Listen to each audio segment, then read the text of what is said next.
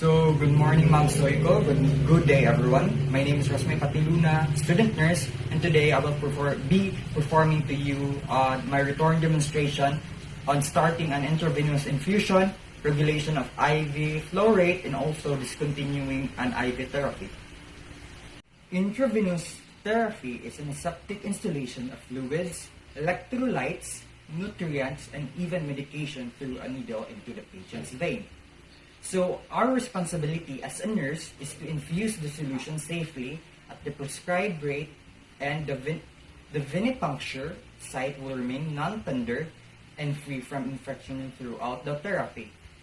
Before I prepare the materials, you're going to first check the doctor's order to the patient's chart and compare it to the medicine ticket.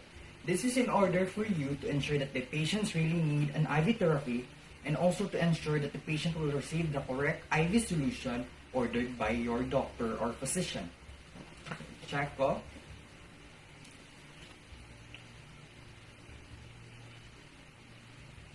Okay, good. After that I'm going to do now my medical hand washing in order to prevent the spread of microorganisms. Then I am going to gather all the equipments that I will be needing. So I have here the IV solution as ordered by the physician, the IV tray containing the IV tubing, the 20 gauge IV cannula, the alcohol swab, the scissor, the tourniquet, the hypoallergenic plaster, the kidney basin, dry cotton balls, and the IVF label.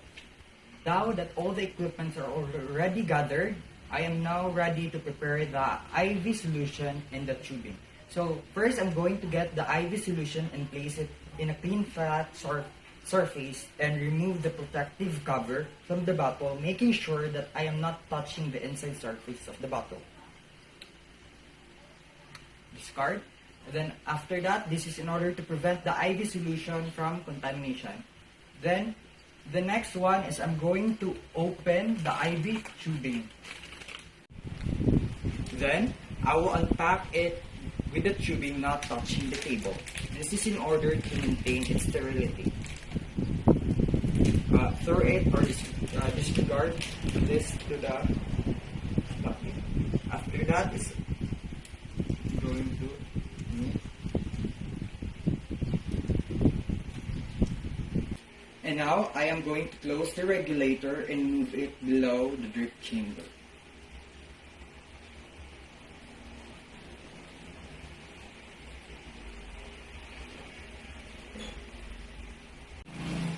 And now I am going to uncap the spike, and again making sure that I am not touching the spike. This is in order to maintain its sterility.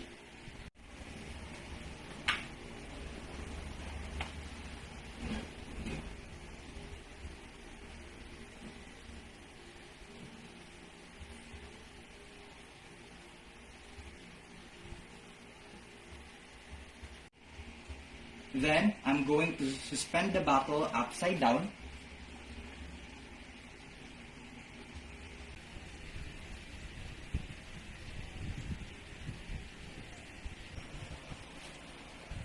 Then now I am going to put the IV bottle in the IV pole.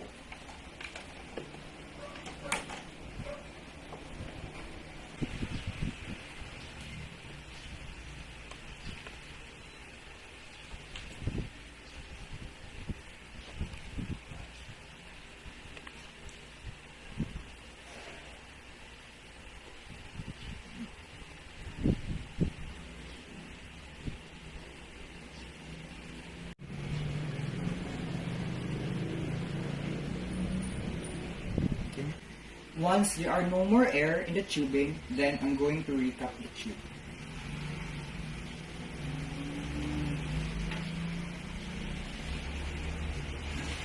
Now that I am done preparing the materials, I am now going to notify my doctor or physician or the staff nurse who will insert the IV cannula to the patient.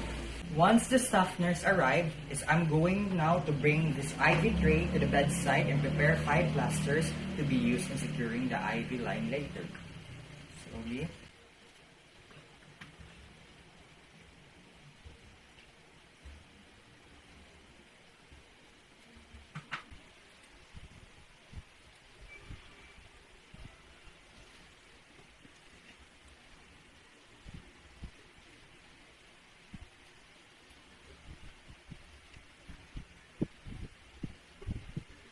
After that I'm going to introduce myself and explain the procedure to my patient.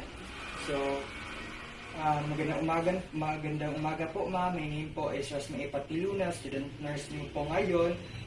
Ngayong umaga hanggang alas 3 ng hapon. Maaari ko po bang malaman ninyong pangalan ma'am, edad at saka kailan kayo pinanganak? Ako po ay si Feliciana Agustino, 23 na taong gulang at pinanganak ako noong December 23, 1998. Okay po. So ngayon po, ma'am, si staff nurse po ang maglalagay sa inyo po ng swero. At ito naman, at ako naman po ang mag-a-assist sa kanya. Kaya okay lang po ba, ma'am? Opo. Okay, thank you po, ma'am. After I introduce myself, I'm going to place now the patient into a supine or low Fowler's position. Then, I'm going to hand over the tourniquet to the staff nurse. Next will be the alcohol swab. Then, lastly, will be the IV cannula. So, I am now going to observe the staff nurse while he or she is inserting the cannula.